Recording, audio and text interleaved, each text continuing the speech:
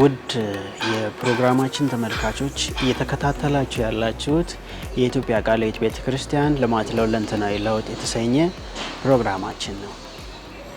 ባለፈው በተከታተላችሁት ፕሮግራም ወደ አላማጣ ተጉዘን ለአንድ አመት ስንከናወን የነበረውን የአንድ አመት ፕሮጀክት መዝጊያ ማድረጋችንን ታስታውሳላችሁ። በዚህ ፕሮግራም ደግሞ ልንጠቁማችሁ እንደወደድን ይህን ፕሮጀክት ምን ለውጥ በማህበረሰቡ ዘንድ አመጣ የሚለውን የመስክ ምልከታ ኮሚሽነርን ጨምሮ ከግብርና ሚኒስቴር የተወከሉ የመንግስት አካላትን ያካተተ የመስክ ምልከታና እንዲሁም ደግሞ ከፕሮግራሙ ወይም ከፕሮጀክቱ ተጠቃሚዎች ጋር ያሳለፍነውን ቆይታ ለእናንተ ለውድ ተመልካቾቻችንና ተከታታዮች በሚያምር መልኩ አሰናድተን አቅርበንላችኋል። ይህን መሰናዶ እንድትመለከቱት እየጋበዝን መሰናዶን እንካችኋል። አብራችሁን ቆዩ።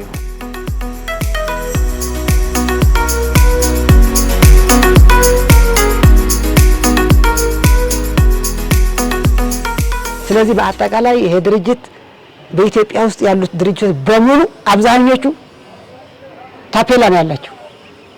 ይሄኛው ግን ወደ ተግባር ተቀይሮ የተቸገሩትን አካለ ጎደሎ ሴቶች 60% 70% ነው የሚለው ይመስለኛል ለሴቶች የሚገድፈው ማወራጆቹ። ስለዚህ ይሄ በማድረጉ እኛም ተጠቅመናል። ድርጅቱ በመሬትም በሰማይም የተመሰገነ ይሆናል ብዬ አስባለሁ። ከከተማ አላማጣ 04 ቀበሌ ትግስት ኃይል ይባላለሁ። ይሄ ድርጅት መጀመሪያ የምርጥ ዘር አቅርቦት አድርጎልናል። ቢያንስ ከአንድ ጣቢያ ላይ ለ60 አርሶ አደር ማለት ነው ያንን ተዘርቶ ምርታማ ሆኗል። ከዛ በመቀጠል 5 ፍየል ሰጥቶናል። እነዛ ፍየሎችም ያው ኑራችን እንድንመራና ልጆቻችን ለትምህርት የደረሱ ልጆችም ትምህርት እንዲማሩ እኔ 6 ቤተሰብ ነው ማስተዳድረው። በቃ ጥሩ ነው ያደረገልን። ፍየሎቹን ሰጥቶ እንደገና ደግሞ ያን የተዘራ እህል የሚሰበሰብበት ማጭድም አካፋም ሰጥቶናል። ትናንትና ደግሞ ዛፒያ ሰጥቶናል። ጥሩ ነው። በቃ ጥሩ ነገር ነው ያደረገው። በነበረው ቆይታ በጣም እያመሰገንን አሁን ትናንትናም ስልጠና ሰጥቷል፣ ዛሬም ስልጠና ሰጥቷል። በቃ ይሄ በቂ ነው ብሎ ሌሎችንም እየጋበዘልን ይሄ በጦርነት የተጎዳ አካባቢ ስለሆነ እንደኛ እንትኗ ማለት እድሉን አግኝተው ያልተጠቀሙ አርሶ አደሮች ስላሉና እንዲጠቀሙ እኛም ለነዛ ሰዎች ያንን ያገኘነው ምርጥ ዘር በብድርም ሆነ በምን ተከፋፍለን እንድንል ማለት ነው። ይሄ ነው በቃ ያው አባትና እናት ማይሰጥ እንደዚህ ነገር ማለት በጣም ለኛ በጣም ከባድ ነው። ስለዚህ እነዚህ ቢያንስ በጦርነት ሰንክም በምን ሰንክም ስለዚህ እነዚህ ለማጥራት በጣም አስቸጋሪ ነው የነበረው።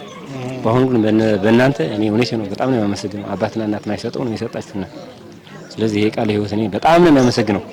ቢያንስ እንደኛ አይነት ሰዎች ያሉ ደጋግማችሁ ብትረዱ ግን እኔ ደስተኛ ነኝ። እኔ ለኔ ቢያንስ በእነዚህ በጣም አድጋለሁ እርግጠኛ ነኝ። አሁን ስንት ነው የወለደችው? አንድ እነዛ እርጉዞች ናቸው ደርሰዋል። እርጉዞች ናቸው፣ 3 እርጉዞች ናቸው። እነዚህም ለእናንተ የእናንተ ውጤት ላሳይብ ነው እንጂ እነዚህ አሁን ቢያንስ አንዳንድ ፍየሎች ይሆናሉ ሴቶች፣ ግን የእናንተ ውጤት እስከመጨረሻ ላሳያችሁ ነው ያስቆያቸው። አሁን ቢያንስ ይሄኛው ወደ 9000 ይዘኛል። 9000 አስይዘዋል ወንዶቹ። አሁን ወንዶቹ መቀየር ፈልጋል። አዎ እንደዛው እንዳጋጣሚ የእናንተ ሴቶች ለመግዛት ነው እንዲባዙ ማለት። አዎ እንዲባዙ። አሁን ለምሳሌ እነዚህ እንዳይሰርቁኝ ምናምን እያልኩ ነው እስካሁን ያስቆያቸው። እንዲያውም ወንደራት ጋርም እየተናገረ ነበር። እነዚህ ስንት ሴት ፍየል ይገዛሉ? ሁለቱ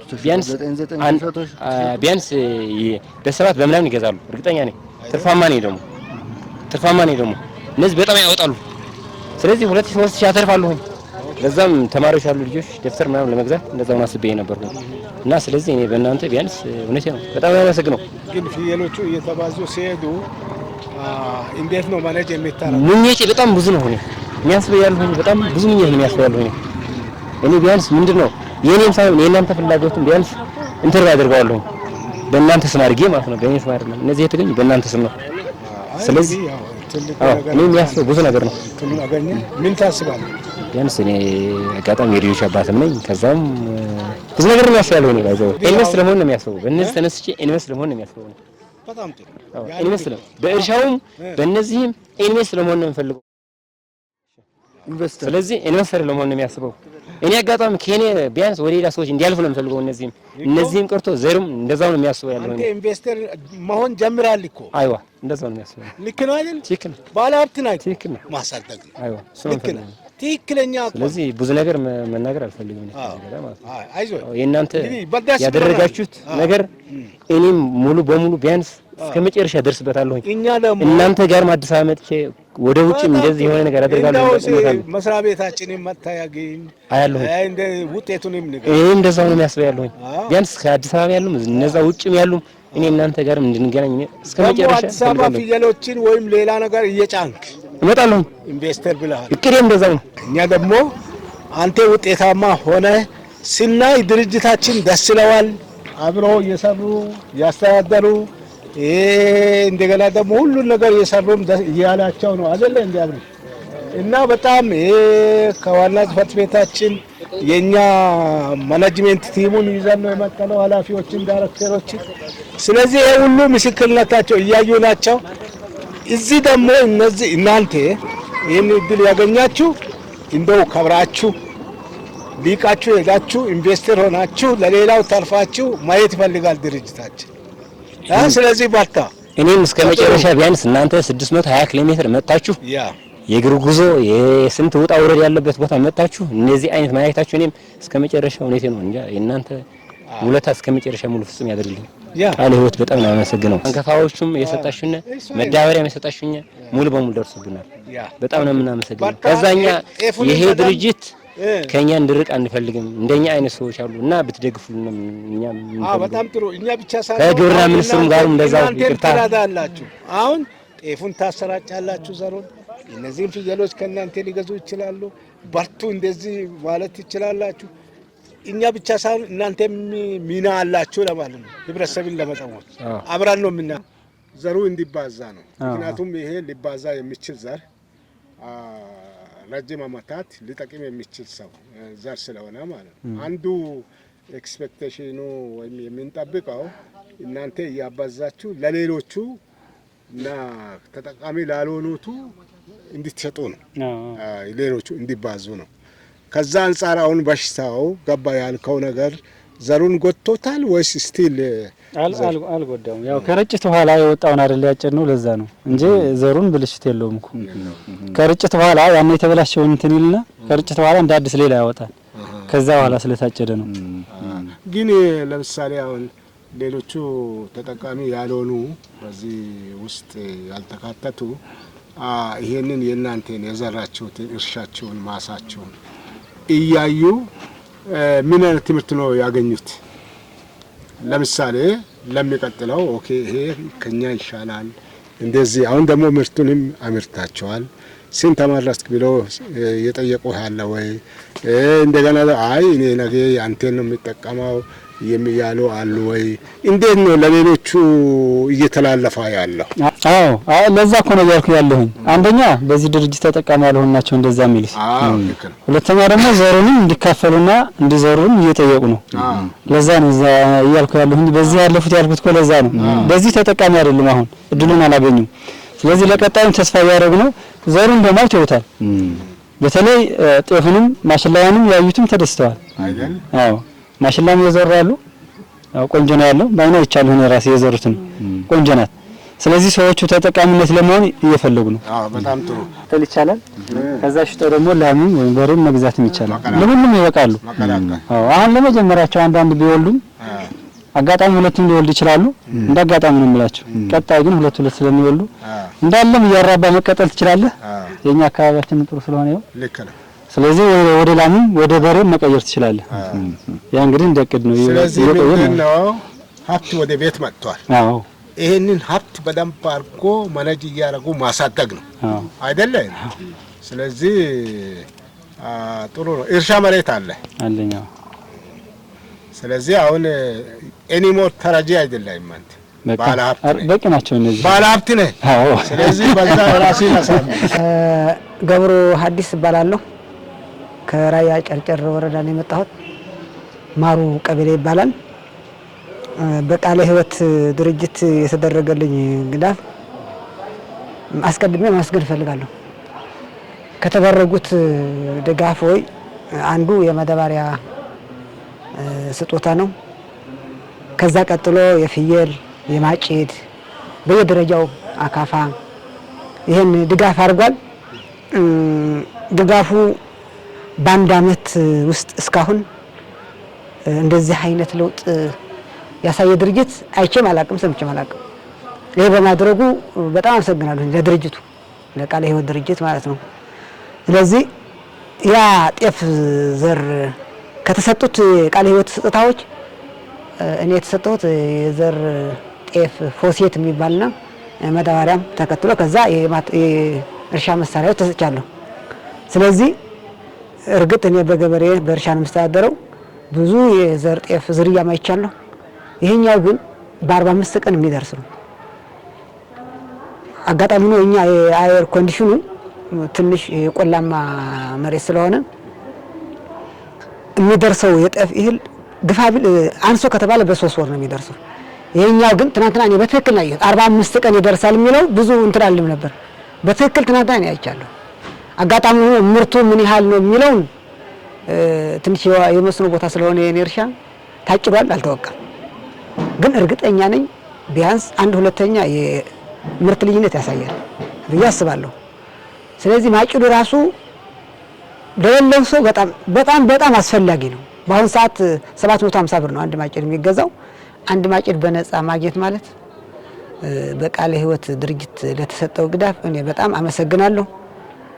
በትክክል ባለፈው በ2 አመት በ3 አመት በጦርነት የተጎዳው ገበሬ ይጠቅማል ብዬ አስባለሁ። ምክንያቱም ይሄ ማጭድ በ800 በ750 ላለመግዛት በሆነ ዝም ብሎ የተበላሸ ማቴሪያል መስራት ይችላል ወይ ማጭድ ይችላል። ይሄን በማግኘት ማጭድ ራሱ ደረጃ አለው እስከ 3 ነው። የአንደኛ የተባለ ማጭድ ነው የመጣው በስፔን የሚሰራው ማለት ነው። ስለዚህ ምን ለማለት ፈልጌ ነው፣ በአጠቃላይ ይሄ ድርጅት በአንድ አመት ውስጥ በሰጣቸው የእርሻ መሳሪያ በሙሉ ለውጥ አለው። አካፋው በለው አካፋ ራሱ አሁን ትናንትና በአንድ ወር ውስጥ አካባቢ ነው የተሰጠ ነው። አካፋው በአሁኑ ሰዓት ለመስኖ አስፈላጊ እቃ ነው። ስለዚህ በአጠቃላይ ይሄ ድርጅት በኢትዮጵያ ውስጥ ያሉት ድርጅቶች በሙሉ አብዛኞቹ ታፔላ ነው ያላቸው። ይሄኛው ግን ወደ ተግባር ተቀይሮ የተቸገሩትን አካለ ጎደሎ ሴቶች 60% ነው 70% ነው የሚለው ይመስለኛል ለሴቶች የሚገድፈው ማወራኞቹ። ስለዚህ ይሄ በማድረጉ እኛም ተጠቅመናል። ድርጅቱ በመሬትም በሰማይም የተመሰገነ ይሆናል ብዬ አስባለሁ። በአጠቃላይ ይሄ ድርጅት እኔ የምፈልገው በዚህ ማቆም የለበትም። ከተቻለ ቅድም በህዝቡ ላይ የተሰጠ የነበረው ሀሳብ ወደ ተግባር ቀይሮ ለቀጣይ አመት በተሻለ ፕሮጀክት ተሻሽሎ ቢመጣ እኛንም ይጠቅማል፣ እሱንም ይመሰገናል። በኢትዮጵያም የተመሰገነ ሆኖ ሊኖር ይችላል ይሄ ድርጅት። ስለዚህ ለቃለ ሕይወት ድርጅትና ሰራተኞቹ በሙሉ ማመስገን እፈልጋለሁ። ታንኪዩ። አሁን የኔ እርሻ የ3 ጥማድ እርሻ ነው ያለኝ። ስለዚህ ያን እርሻ ካሁን በፊት የተለያዩ የኩቢ ምናምን የሚባል ዘሩ ይበላሽ ነበር። ካሁን በፊት የነበረው አንድ በመሬት ያረጀ ዘር ስለሆነ ምርቱ ግፋቢል 4 ኩንታል 5 ከዛ በላይ አይሄድም። አሁን እርግጠኛ ነኝ እስከ 8 እስከ 9 ኩንታል ጤፍ ይደርሳል ብዬ ገምታለሁ። ይደርሳል እርግጠኛ ነኝ። ምክንያቱም አንድ ያን መዳበሪያ መስኖ ስለሆነ እንደ ኢሪጌሽን ቦታ ስላለኝ ተጠቅሜበታለሁ፣ ውሃም አለኝ። ስለዚህ ከፊተኛው ቢያንስ ቅድም እንዳልኩ በግማሽ ልዩነት እጥፍ ምርት እናገኛለን ብዬ አስባለሁ። እሱም ብቻም ሳይሆን ይሄን ዘር እኔ 9 ወይ 8 ኩንታል ማግኘት ማለት ለቀጣይ ለማህበረሰቡ ተጠቃሚ ይሆናል። አንድ ያን 12.5 ኪሎ ዘር የተሰጠ ነው። በሰዓቱ ለአንድ ኪሎ 200 ብር ነበር።